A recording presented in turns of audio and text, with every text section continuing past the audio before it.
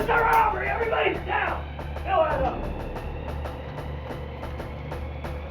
In the 1990s, Seattle, Washington was plagued by hundreds of bank robberies. Most of the thieves were caught, but one continued to elude the FBI. Wearing a disguise, he stole millions, threatening to kill anyone who got in his way. With no leads and little evidence, agents feared the only way to stop him was to catch him in the act.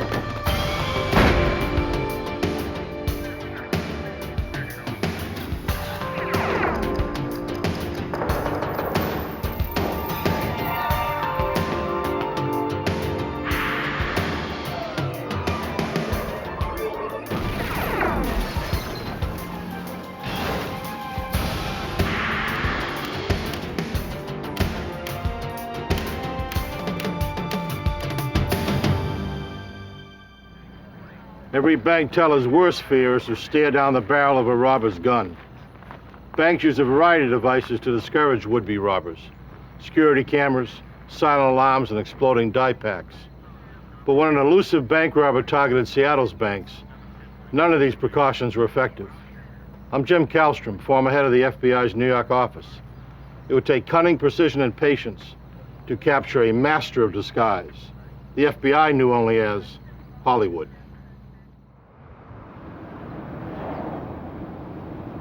Seattle, Washington, 1992. The computer revolution was growing. Technology entrepreneurs were pumping billions into the city's economy. To accommodate the newfound wealth, banks opened branches all over Seattle. But neighborhood convenience also meant more opportunity for theft.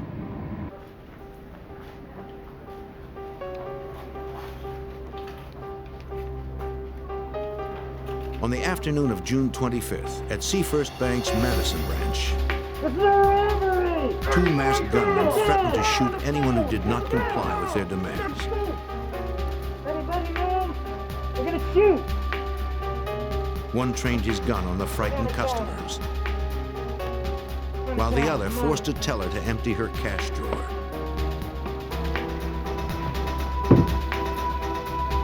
Stay down!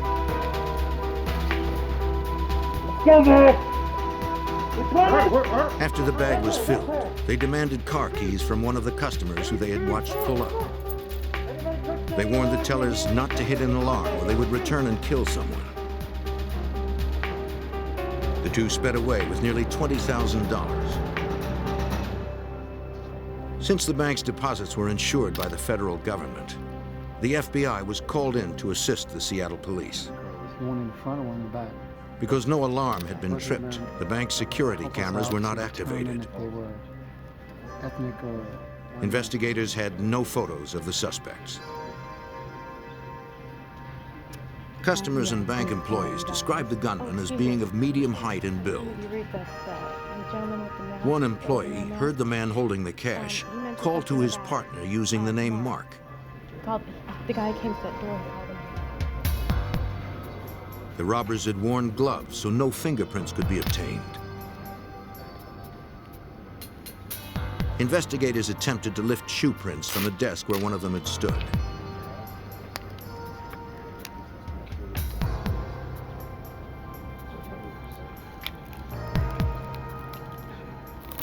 Partial treads were recovered, which investigators believed were made by sneakers. Agents recorded the license plate number of the customer's stolen car, a Cadillac sedan. Hours later, the stolen Cadillac was discovered abandoned in a neighborhood close to the bank.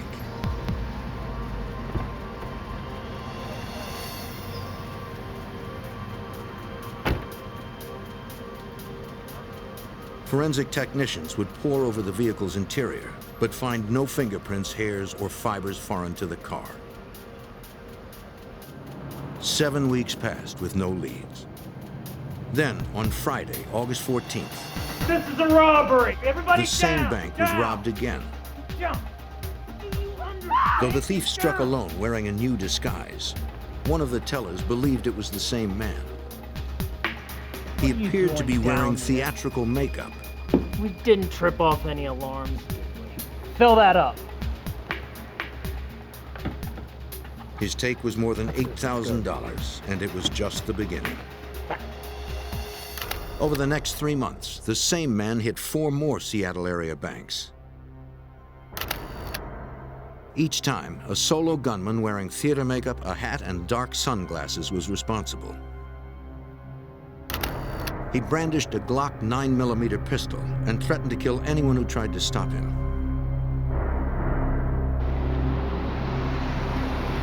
On his 6th robbery, the thief had gotten away with $252,000, and investigators still had no leads and no name. Special Agent Sean Johnson of the FBI's Seattle field office began tracking this master of disguise, who had come to be known as Hollywood. It's much easier to coin a name for somebody than to call him tall white male in a blue hat. So with this person in particular, he wore, once again, this elaborate facial disguise, makeup. So somewhere along the line, somebody started calling him Hollywood because of that, and that name stuck with him. Hollywood had gone silent since he'd robbed Seafirst Bank's Hawthorne branch in northeast Seattle.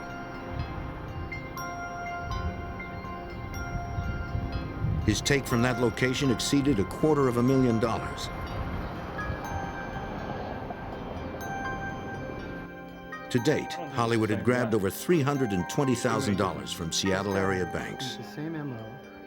I mean, look, it's the Authorities same had MO recovered using none of the every stolen single- cash, Okay, he's and going they to- still had no clues to his identity. As the months passed, investigators wondered if he had quit or moved on to another city. It's the same demeanor.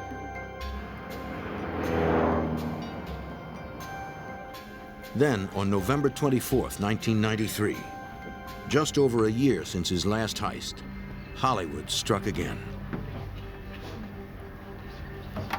Brandishing his trademark Glock pistol, Hollywood herded the customers together. Don't move. Money on the counter. He returned to Seafirst Bank's Hawthorne branch, the bank he had previously hit for more than $250,000.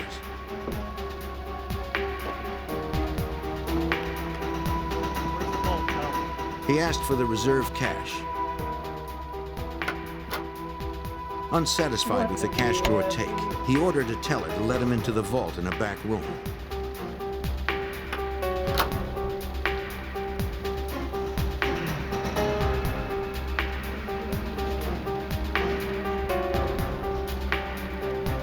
Hollywood emerged with nearly $100,000. Again, he threatened to kill anyone who hit an alarm. No one disobeyed his orders. When Hollywood came into the banks, he was very much in control. He was polite to a degree, but it didn't make people comfortable. They were very afraid that he would use the weapon. He brandished it. It actually pointed at a number of people during the course of the robberies. So we knew that he was not afraid to show the weapon and also to possibly use that weapon against somebody who didn't obey what he told them to do. Security strategies in Seattle banks at this time included using marked bills to trace stolen money. Another tactic was dye packs. Hidden inside a stack of bills, the packs contain red dye and an electronic charge. All right, it's going to work for you.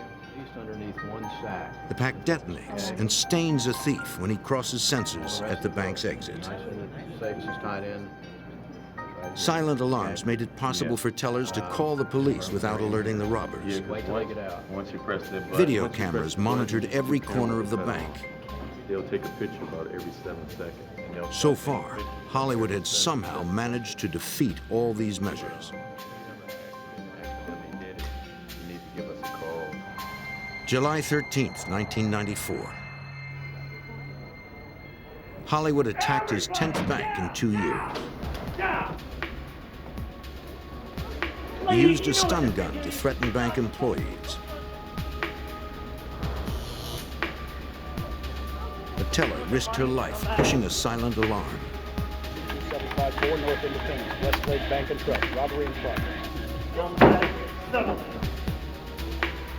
Hollywood looted the cash drawer, unaware that patrol units were racing to the scene. Shut up and don't touch anybody! Get away, Bree, don't touch anyone. Go.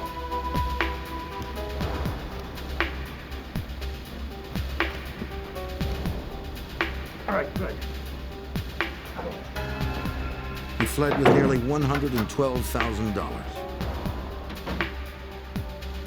A witness outside the bank saw him get into a dark blue Dodge Caravan. A second person drove it. The witness was unable to see the vehicle's license tag.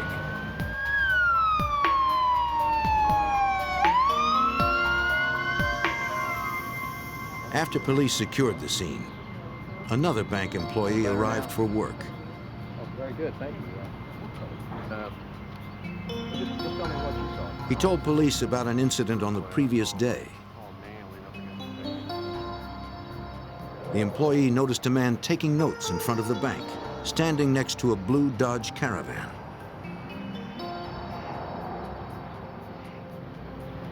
The witness said he was too far away to get a good look at his face. I appreciate you coming forward, and if you can think of any other details. To Agent Johnson, it appeared that Hollywood studied the locations before striking. He would scout out the banks days before, get a feel for the layout, who came, who went from the bank at given times. Hollywood's planning was paying off.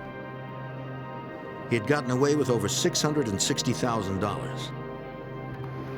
He struck most often on Wednesdays or Thursdays. The next time he appeared was 6 months later. As he filled his bag, the teller overheard a radio call from beneath his coat urging him to exit. When he passed the bank's sensors, a dye pack exploded. For the first time, he had failed in a robbery attempt. A witness outside the bank took down the license plate number of the getaway car. Special Agent Johnson was able to trace the vehicle. We ran the license plates from the cars, and they came back to a couple who lived in Tacoma, Washington, south of Seattle. So I went and talked to the couple to find out how their car had been sold. They had advertised the car in a local paper. The buyer paid $1,200 in cash without test driving it. The couple described the buyer as a white male in his late 30s or early 40s, of medium height and weight. Based on their description, a sketch artist created a likeness of the suspect. The FBI now had their first glimpse of what Hollywood might look like.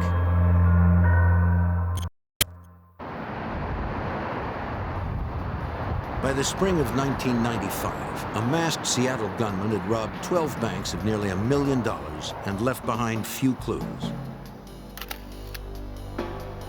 Investigators dubbed him Hollywood for his use of disguises and theatrical makeup. The only lead that agents had was a sketch of what they believed was the face behind the mask. Special Agent Sean Johnson looked for a pattern.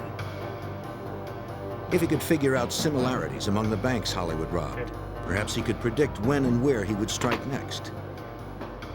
I went back and visited all the banks that Hollywood had hit since June of '92. What I was looking for was some commonality. How many doors were in the banks? What was the layout of the lobby? Where was the vault located? Was it downstairs, upstairs, on the main floor? What was the size of the parking lot?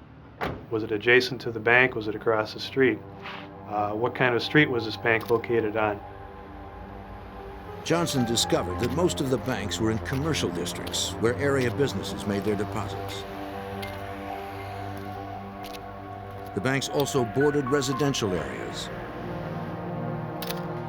This enabled Hollywood to blend into the surrounding neighborhood without arousing suspicion. He liked 3 areas of the city primarily, the northeast part of town, Madison Park, which was just outside of downtown, and West Seattle. So once again, looking at the types of banks he hit, the branches themselves, and areas of the city, we came up with a pattern of likely targets.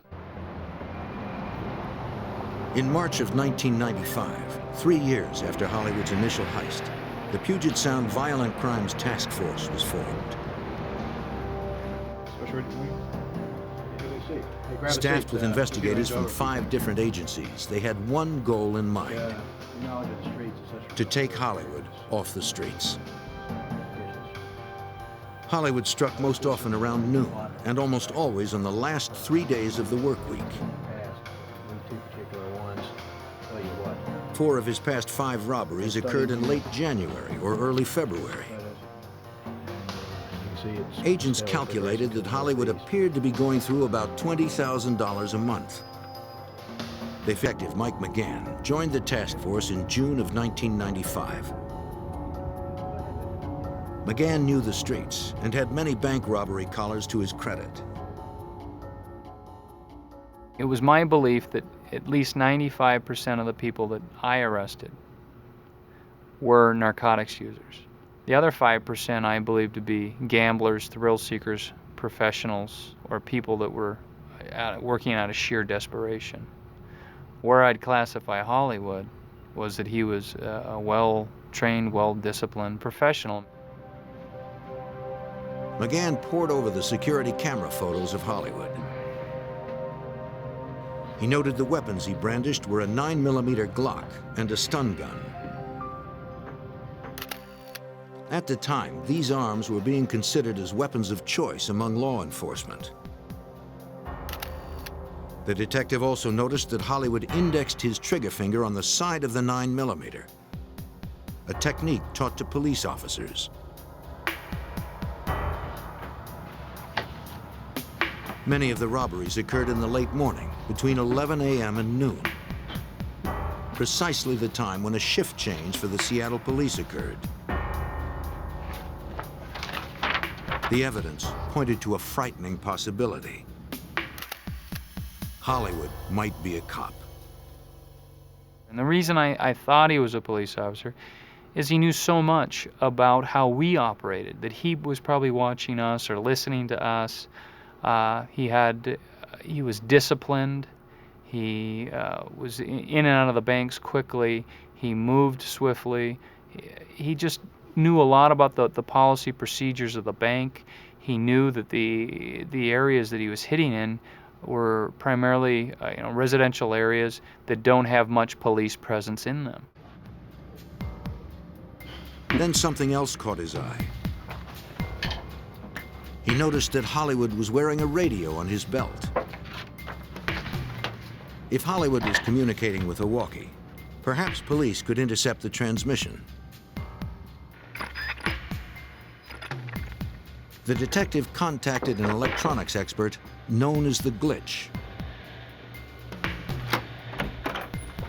With his help, McGann hoped to gain an advantage. Rectangle, gray, brown, right.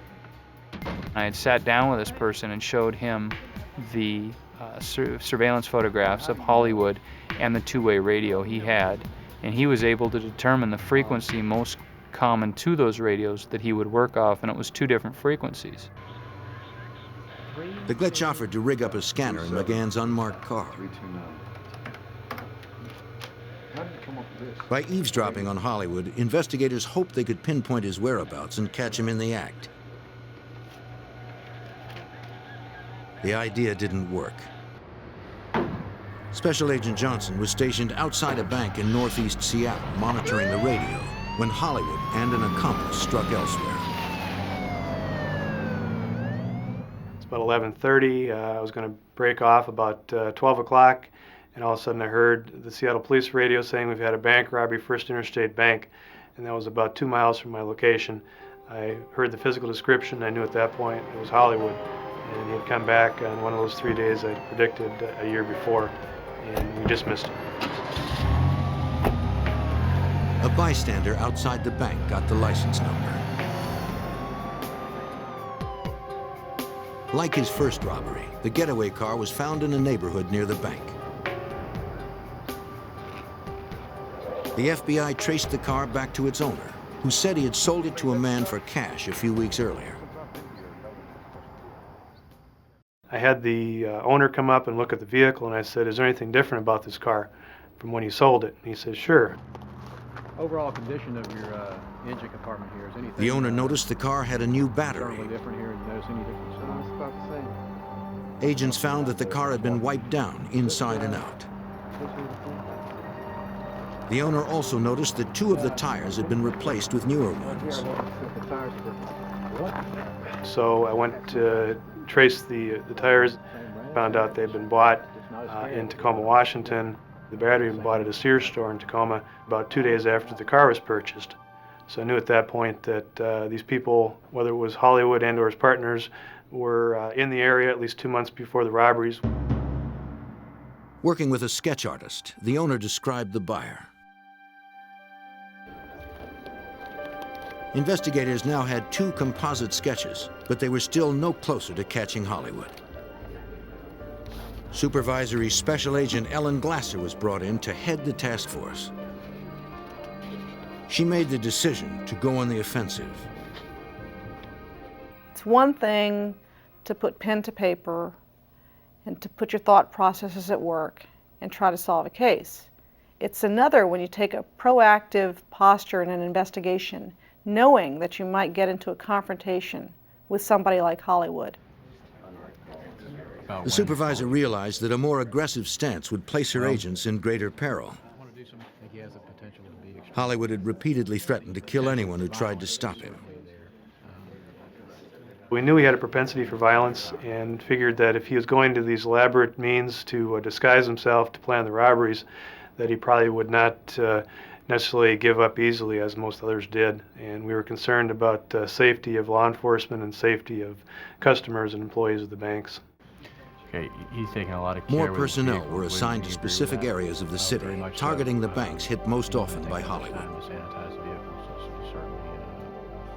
So we came up with a game plan saying, okay, we're going to be out on the streets on Wednesdays, Thursdays, and Fridays between these periods of time, knowing full well that greed would probably take the better part of Hollywood and he would come back and rob another bank, even with the amount of money he'd already taken. On May 22, 1996, despite the increased presence of law enforcement, Hollywood hit the first interstate bank in the affluent suburb of Madison Park. It was his 14th known robbery. To generate leads, agents reached out to the community. We increased the reward to $50,000 that we were offering in the community for tips. We didn't want to have the media work against us. Now, we didn't want to glamorize Hollywood and cause copycat bank robbers to go out and rob banks. But we also felt that we needed the public. Agents saturated Madison Park with hundreds of wanted flyers. Perhaps heightened public awareness could also help eliminate that neighborhood as a potential target. Then, law enforcement could increase manpower in the remaining neighborhoods. The campaign yielded nothing. Hollywood had not surfaced in months. They consulted a police profiler to learn how Hollywood might react if and when he was cornered. Could be someone who is familiar or someone who was taken out of. Based on his broad knowledge of violent criminal behavior, the profiler told them that Hollywood would not go quietly. And it was very important for us to hear him say, this guy is going to resist arrest. This guy will not want to go into custody. This guy will fight you. This guy is dangerous. Authorities could only guess when and where Hollywood would strike next, and if his gun would remain silent. For almost 4 years, Hollywood had threatened to shoot anyone who got in his way. Agents were convinced that if he was challenged, the masked gunman would shoot to kill. Do you understand? Get down! By 1996, a masked gunman known only as Hollywood had robbed 14 Seattle Didn't banks. trip off any alarms. He threatened to kill dozens of people for his take of $1.2 million over 4 years. Though Hollywood had not fired his weapon, agents believed that if confronted, he would kill. Supervisory Special Agent Ellen Glasser showed the task force a videotape of what could happen if they were not prepared. We have been using for training in the FBI a video of the tragic firefight that took place in 1986 in Miami, where we lost 2 of our agents and several other agents were wounded. What they were doing that day is they were on a surveillance for 2 dangerous bank robbery suspects. So there were some obvious parallels to what we were doing. On April 11th, 1986, the FBI confronted 2 armed bank robbers in Miami. A shootout erupted. The gunmen advanced while the agents were reloading their revolvers, killing 2 of them and seriously wounding 5 others. That Miami shootout was a reminder of how high the stakes were. We can't always be 100% prepared, but we should be thinking, have a plan. All right, come on. Set. Moving. To avoid repeating the tragedy that occurred in Miami, Glasser developed more uniform procedures between the various agencies. The Seattle SWAT team trained alongside Special Agent Johnson. We did extensive training with them, firearms training, felony car stops, how to take people out of cars, different situations and how we'd respond to a bank robbery that Hollywood had committed. And that was all done under Ellen Glasser's supervision. And her #1 concern, of course, was the safety of all the people involved. FBI, get out, get out, get out! Detective McGann knew they needed to make sure all personnel were on the same page. It also gave us a chance to test our communications because the FBI doesn't work off police communications, they had their own. So what we had to do is get everybody on board on the same radio frequency. To prevent the danger of friendly fire, all personnel were required to wear clothing with emblazoned logos. It looked really good otherwise, but you had your head up just a little too long. As Thanksgiving approached, Glasser believed they were as prepared as they could be. 360 is all around. It's not just. Well, that Wednesday, that day before Thanksgiving in 1996, it started out just like any other day. I went to work thinking I was going to catch up on some of my overdue paperwork, thinking that I was looking forward to the holiday the next day, having a day off, the banks would be closed, and thinking that people needed a rest because they had been working so hard. Agent Glasser, Detective McGann, and Detective Pete Erickson were the last ones in the office when an alert tone came over the radio at 5:41. And upon hearing that, I knew that it was Hollywood that had hit. And I'm looking around the office thinking, well, Pete's here. And I looked at him and said, do you want to go? He goes, oh yeah, let's go. And Ellen saw me run down the hall and she's yelling, Mike, what's going on? I said, Hollywood hit, do you want to go? She goes, yes. So she grabbed her coat and we all left the task force office. And my car was parked right outside the front door. We ran down and turned on the lights and the siren and put the light on the roof and away we went. Multiple suspects had robbed a bank in Lake City, the Seattle suburb just minutes from task force headquarters. As soon as we got into Mike's car, I could hear the Seattle police radio traffic. And I remember hearing the references to the makeup. And it was really those references to the pancake makeup that made it resonate in my head that this was it. This was it. They got another call. A witness had seen a vehicle exit the bank's parking lot in an erratic manner. A vehicle matching the description had been spotted.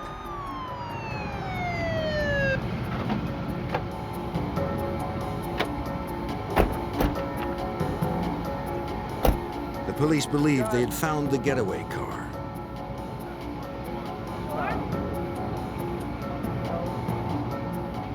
It turned out to be a false alarm.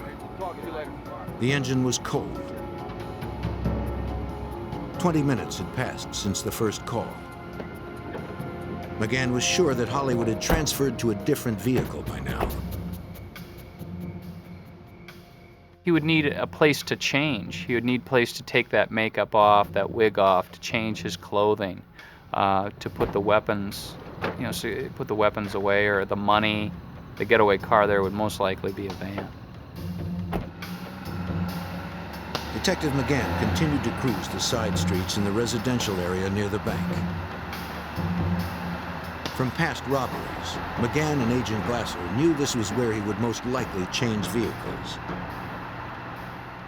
Some units were responding to one location, and Mike was saying, that's not him, that's not him. He'd patrolled in these streets. He'd grown up in Seattle. He knew every nook and cranny of the town in that area. After several minutes of crisscrossing the main roads, they pulled up behind a white van.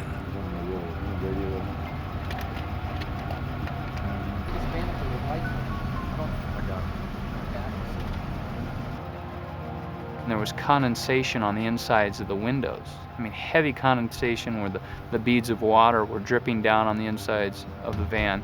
But there were flashlights moving about the van, real quick light, and it had dark windows, tinted windows on it. McGann had a strong suspicion it was Hollywood. They called in to check the plates.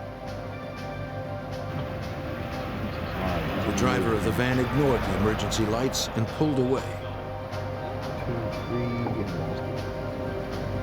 Dispatch.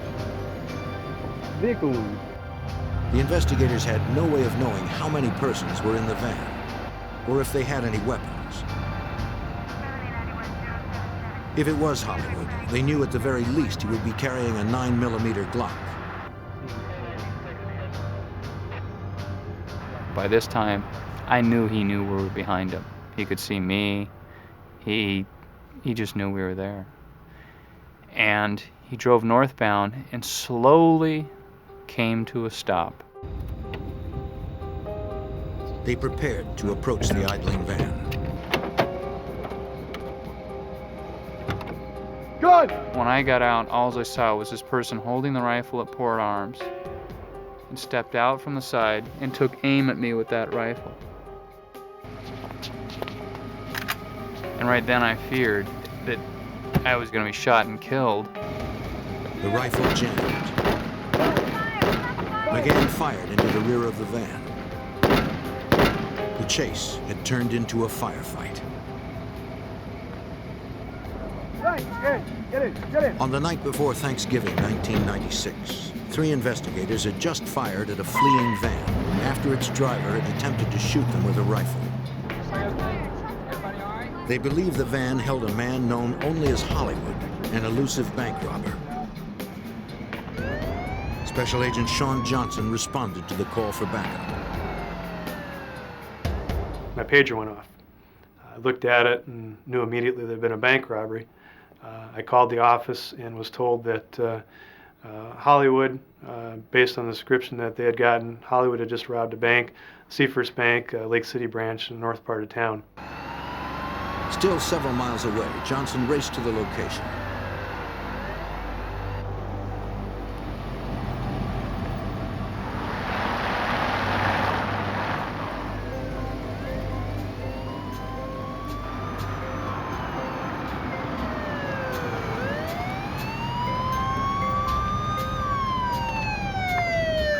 As the van came to another stop, backup arrived.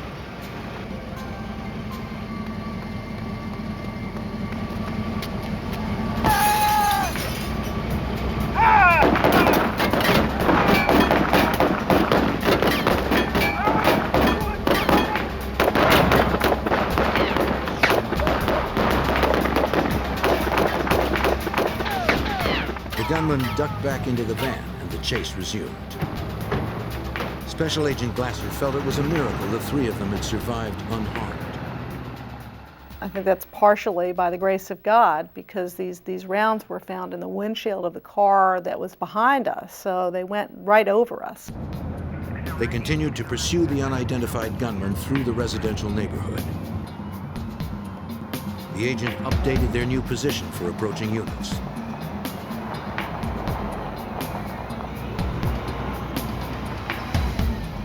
They followed the van until it disappeared around a turn.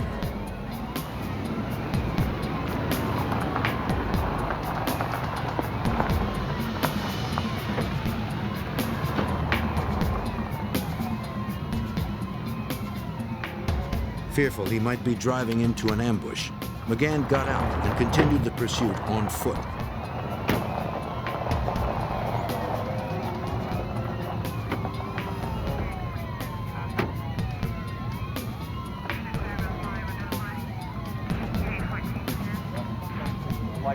Detective McGann told a canine officer to cover the right side while he moved up on the left.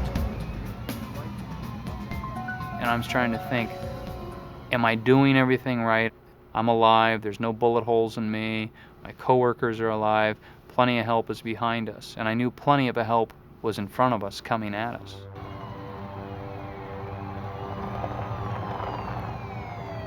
Up ahead, they could see the lights from an approaching Seattle police cruiser. It intercepted the van, forcing it off the road.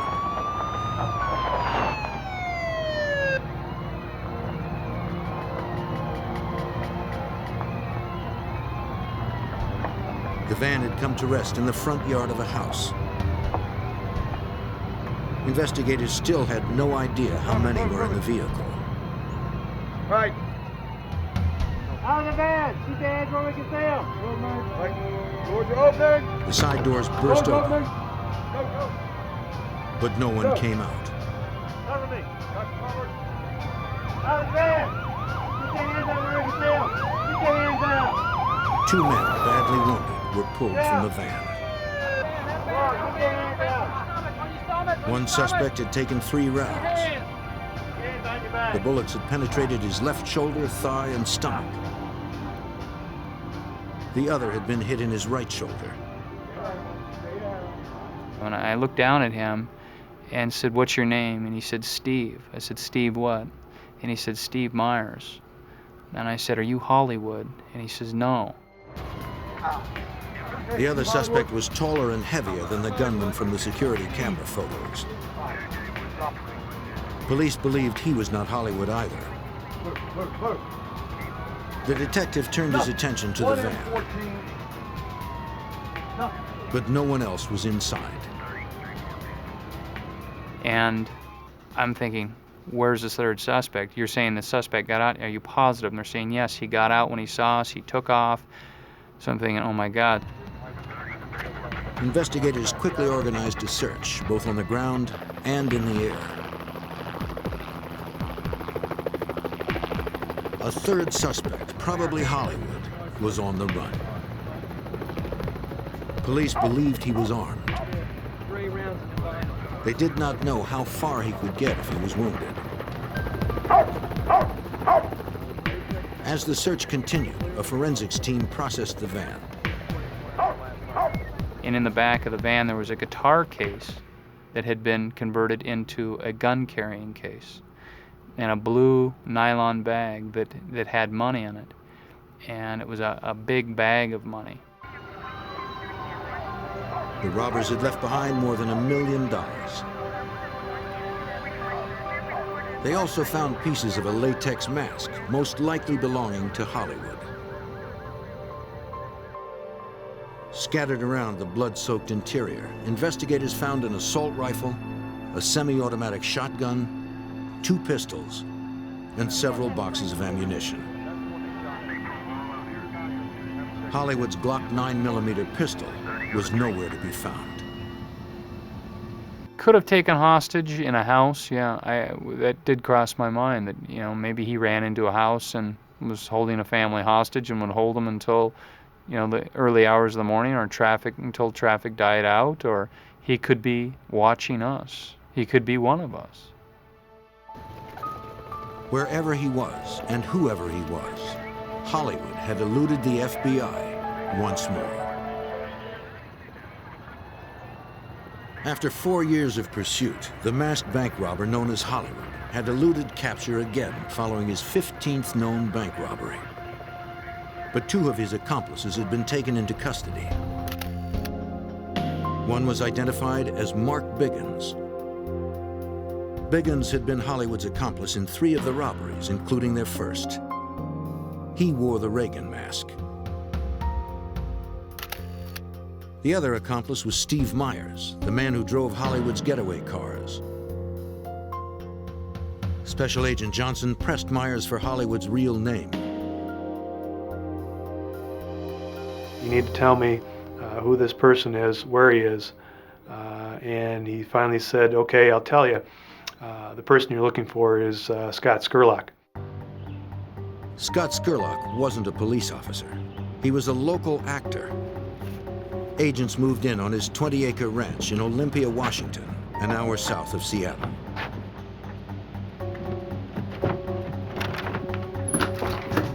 Yeah, search warrant. Clear left. But no one was there. Clear.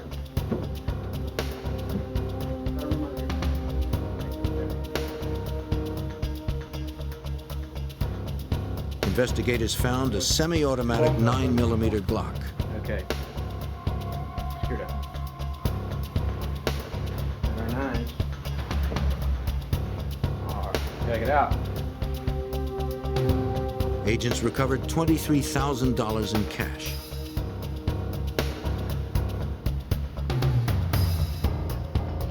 The searchers also found a dozen pairs of canvas athletic shoes, the same kind that Hollywood was reported to have worn in several robberies. Let me check over here.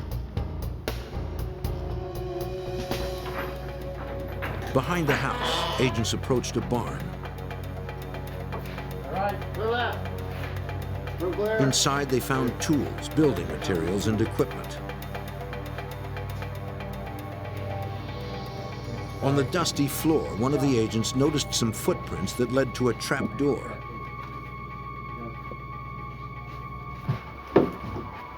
It opened into an underground chamber. See a light switch anywhere? Right here. Agents had no way of knowing if Hollywood was hiding there with a gun.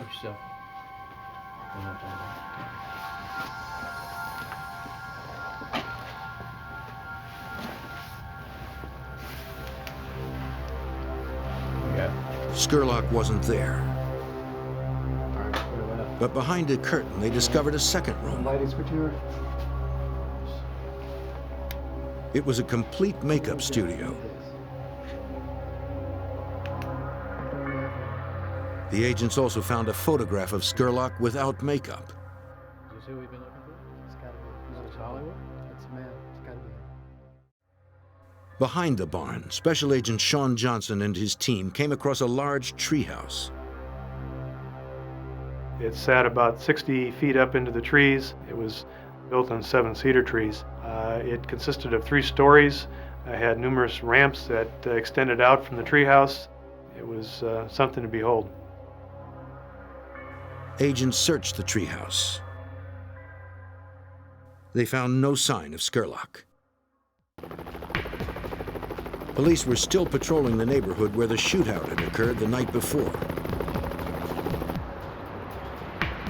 Searchers had combed the area, but found no trace of the fugitive. Then a report came in that a man had spotted someone hiding in a camper behind his mother's house. Come out of the trailer. Police responded and approached the camper. Sir, police officer, come out of the trailer. They identified themselves, but received no response. An officer emptied a can of pepper spray into the window.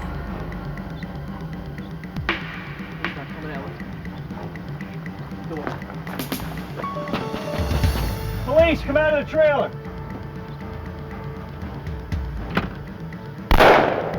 A shot rang out. Chief, get your back up. Police set up a perimeter around the camper and called in reinforcements. Agent Johnson had just returned from searching Scurlock's property. Within minutes of arriving at the office, having not even unloaded any evidence, I heard on the Seattle police radio shots had been exchanged at a location about 2 blocks away from the previous night's events. So without even beginning to unload the evidence, I took off again, heading northbound out of town, lights and sirens to this location. Every available unit converged on the site. Supervisory Special Agent Glasser had gone home after the shootout. By that point in time, I had decided not to cook a turkey on Thanksgiving. I had changed the reservations for where we were going to eat Thanksgiving to a later time so that we could all be together as a family. And we were almost out the door when we got a call from the office that Hollywood was barricaded in a trailer. No other shots had been fired since that first exchange. Come on, Scott, come out. Good job. Scurlock's girlfriend was brought to the scene. If it was the fugitive, perhaps she could persuade him to give himself up. Come on, Scott, come out. There was no response.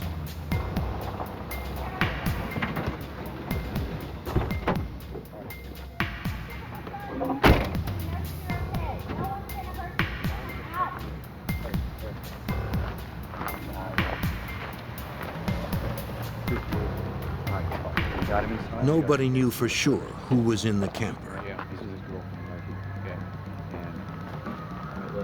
Out of options, the SWAT team was called to action.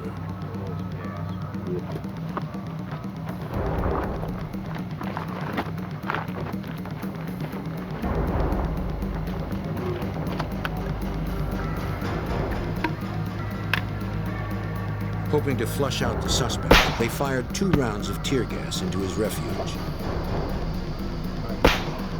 They heard nothing.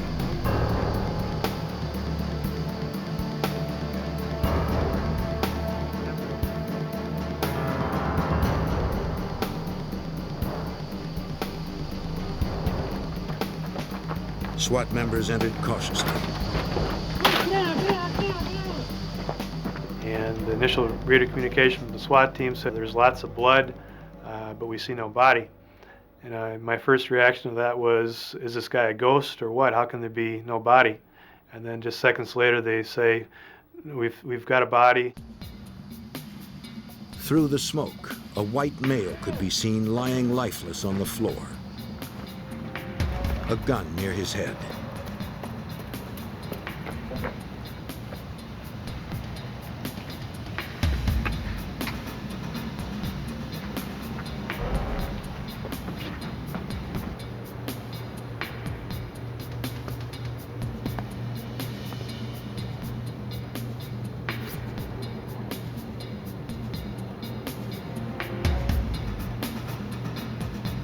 Scurlock's photograph was compared to the body.